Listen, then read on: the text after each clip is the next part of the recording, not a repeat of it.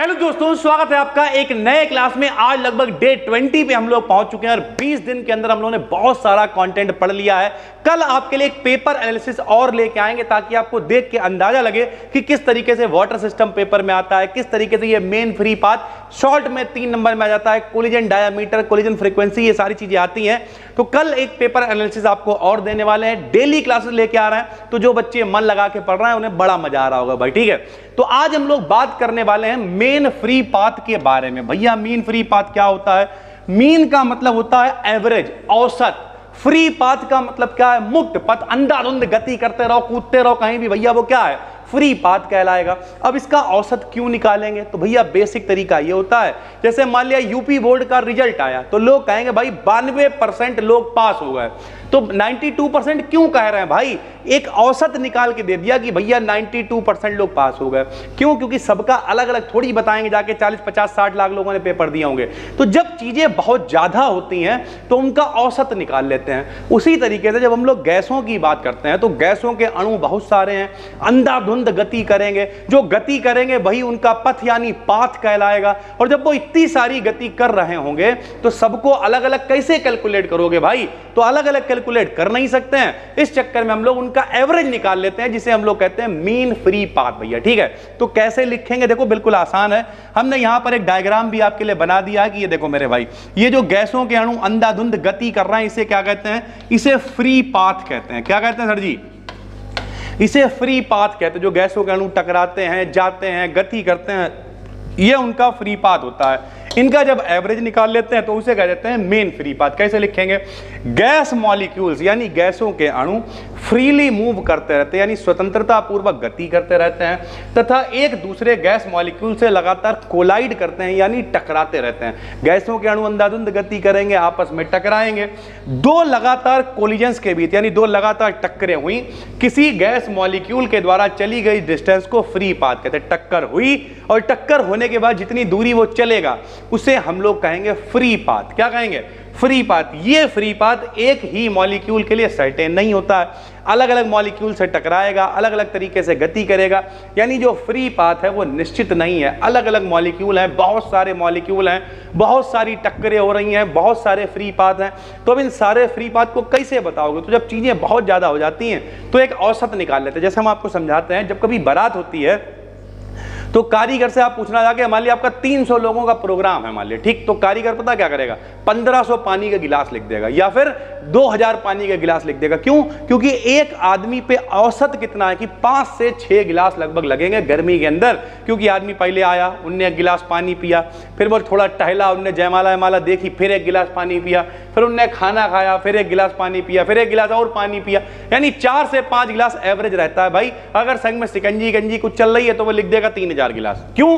क्योंकि औसत है कि एक आदमी पे लगभग 5 गिलास खर्च होंगे गर्मी में और एक आदमी पे 3 गिलास खर्च होंगे लगभग ठंड के मौसम में, क्योंकि ठंड में आदमी इतना पानी नहीं पीता।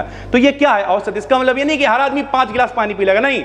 कुछ ऐसे भी होंगे जो खाली एक ही गिलास पिएंगे और कुछ ऐसे भी होंगे जो 6-7 गिलास बर्बाद कर देंगे। यानी कुल मिला के 5 इसलिए लिख देते हैं कि भैया एवरेज 100-200 बच जाएंगे, कोई फर्क नहीं पड़ेगा। खर्च होने की नौबत आ गई तो कोई दिक्कत नहीं। तो जब चीजें बहुत हैं, लोग बहुत हैं, तो औसत ही निकालोगे। तो एवरेज निकाल लिया भाई, हर आदमी पे लगभग 5 गिलास खर्च होंगे, 5 के हिसाब से ले आना। उसी तरीके से जब बहुत सारी टक्करें हो रही हैं, बहुत सारे गैस मॉलिक्यूल्स हैं, बहुत सारे फ्री पाथ हैं, तो क्या करोगे? तो उनका औसत निकालना पड़ेगा। तो हमने लिखा, अतः मॉलिक्यूल के फ्री पाथ को मीन फ्री पाथ के द्वारा रिप्रेजेंट करते हैं, यानी औसत फ्री पाथ निकाल लेते हैं और औसत फ्री पाथ के द्वारा हम लोग उसे रिप्रेजेंट कर देते हैं। कैसे करेंगे? माना किसी गैस मॉलिक्यूल्स के लिए फ्री पाथ क्या है? λ1, λ2, λ3। ये क्या है? ये दूरियां हैं भाई। क्या है? दूरियां की। भैया एक मॉलिक्यूल टकराया, λ1 दूरी चला, एक और टकराया, λ2 दूरी चला, एक और टकराया, λ3 दूरी चला, और टकराया, λn दूरी चला। तो इस तरीके से टक्करें होती रहती हैं और दूरी ट्रेवल होती रहती है, λ1, λ2, λ3, λn, इस तरीके से दूरियां चलती रहती हैं। यानी मेन फ्री पाथ क्या हो जाएगा, औसत निकालने का तरीका क्या होता है, जितने लोग हैं उन सबको जोड़ दो और उत्ते से भाग दे दो। जैसे अगर हम कहें 2 3 4, 3 आदमी हैं तो तीनों को जोड़ दो और 1 2 3 3 से भाग दे दो, आराम से औसत निकल आएगा। पदों का योग बटे पदों की संख्या, जितने लोग हैं सबको जोड़ दो और उतने से ही भाग दे दो, तो वो क्या हो जाता है, औसत। तो औसत कैसे निकालेंगे, हमने लिख दिया लैम्डा, मान लिया ये औसत है, बराबर lambda 1 plus lambda 2 plus lambda 3 plus dash dash dash lambda n। Total कितने मान लिया, n दूरियां हमने लिख ली। तो जब n दूरियां लिख ली हैं तो भाग भी किससे करेंगे, n से भाग दे देंगे। पदों का योग बटे पदों की संख्या क्या निकल आएगा, औसत निकल आएगा, एवरेज निकल आएगा मेरे भाई। इस तरीके से एवरेज निकालते हैं, जहां पे n क्या है, total number of free path. जितने भी मेरे भाई टकराने के बाद चल रहा है, जो total number of free path है उसे हम लोग n से लिख देते हैं भाई, ठीक है। या फिर लैम्डा के लिए एक फार्मूला और भी होता है, लैम्डा बराबर ईटा √3 अपान PD। ये भी फार्मूला होता है लैम्डा के लिए, जहां पे ईटा क्या है, ईटा है viscosity coefficient of gas. Viscosity क्या होती है, हिंदी में श्यानता कहा करते थे, कितना ज्यादा गाढ़ापन है। शहद की विस्कोसिटी ज्यादा है, पानी की विस्कोसिटी कम है, क्योंकि शहद ज्यादा गाढ़ा है, फेविकोल ज्यादा गाढ़ा। तो विस्कोसिटी का मतलब होता है श्यानता। तो ईटा विस्कोसिटी कोफिशिएंट है कि गैस कितनी ज्यादा गाढ़ी है, श्यानता कितनी ज्यादा है। P क्या है, प्रेशर, और D क्या है, डेंसिटी, कितनी घनी है भाई। तो जिसकी डेंसिटी ज्यादा होगी उसकी श्यानता वैसे ही ज्यादा हो जाएगी, जो जितना ज्यादा घना होगा उतना ज्यादा गाढ़ा होगा भाई, सीधी सी बात। तो D क्या है, डेंसिटी ऑफ गैस है। एक और फार्मूला होता है लैम्डा बराबर average velocity of a molecule, यानी ये हम लोग क्या निकालेंगे, वेलोसिटी निकालेंगे बटे में number of collisions in 1 second. 1 second में कितनी टक्करें हो रही हैं, वो वेलोसिटी कितनी है मॉलिक्यूल्स की, वो दोनों को अगर भाग दे दोगे एवरेज से तो मेरे भाई तब भी लैम्डा निकल आएगा। लैम्डा क्या है, लैम्डा मेन फ्री पाथ है। एवरेज वेलोसिटी को लिखते हैं v बार से। v का मतलब क्या है, वेलोसिटी है, और उसके ऊपर ऐसे मॉड मतलब बार लगा देते हैं, तो इसे कह देते हैं मेरे भाई औसत वेग या एवरेज वेलोसिटी, बटे में नंबर ऑफ कोलिजन्स 1 सेकंड में कितने होते हैं, तो वो होते हैं √2 पाई सिग्मा स्क्वायर n बार b बार, ठीक है। कल हम आपको बताएंगे कोलिजन फ्रीक्वेंसी क्या होती है, कोलिजन डायमीटर क्या होता है। तो कोलिजन फ्रीक्वेंसी के अंदर आपको देखने को मिलेगा कि नंबर ऑफ कोलिजन्स 1 सेकंड में इतने कैसे होते हैं। फिलहाल 1 सेकंड में नंबर ऑफ कोलिजन्स कितने मान लिए हमने, मान के लिए डायरेक्ट फार्मूले हम यहाँ पे लिख रहे हैं, कोई प्रूवमेंट नहीं कर रहा है। √2 पाई सिग्मा स्क्वायर n बार b बार। तो हम लोग आज पढ़ रहे थे मीन फ्री पाथ क्या होता है, सरल भाषा में अगर 2 नंबर में आ जाए, इतने फार्मूले आप नहीं भी लिखोगे चलेगा। एक आपने डायग्राम बना दिया, गैसों के बहुत सारे अणु होते हैं, आपस में फ्रीली टकराते रहते हैं, टकरा के वो जो गति करते हैं उसे फ्री पाथ कहते हैं। बहुत सारे हैं तो उनका एवरेज निकालेंगे, जिसे हम लोग मीन फ्री पाथ कहेंगे। कैसे एवरेज निकालेंगे, मान लिया हमने मान लिया लैम्डा n तक है, 1 2 3 4 n तक जोड़ दिया, n से हमने भाग दे दिया। n क्या है, total number of free path है, लैम्डा मेन फ्री पाथ हो गया। लैम्डा का ये फार्मूला भी होता है ईटा √3 अपान PD। P क्या हो गया भैया, P प्रेशर हो गया, D डेंसिटी हो गई, ईटा क्या है, विस्कोसिटी कोफिशिएंट हो गया। या फिर एक लैम्डा का फार्मूला ये भी होता है मेन फ्री पाथ का, average velocity of a molecule upon number of collision in 1 second. तो ये नंबर ऑफ कोलिजन्स की संख्या और ये एवरेज वेलोसिटी है भाई, ठीक है।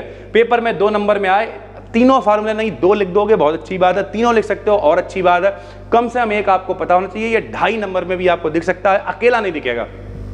Mean free path, collision diameter और कोलिजन फ्रीक्वेंसी हो सकता है ये तीनों लिख के आ जाए 3 नंबर में। एक नंबर में तो 1 नंबर 1.5 नंबर ऐसे आ सकता है, हो सकता है 2 दे दे 3 नंबर में और आपको 2 लिखने पड़े 1.5 नंबर में, ठीक है। 2.5 नंबर में कई बार 2 आ जाते हैं। तो इस तरीके से ये पेपर में आता है मीन फ्री पाथ। उम्मीद करते हैं आपकी समझ में आ गया होगा।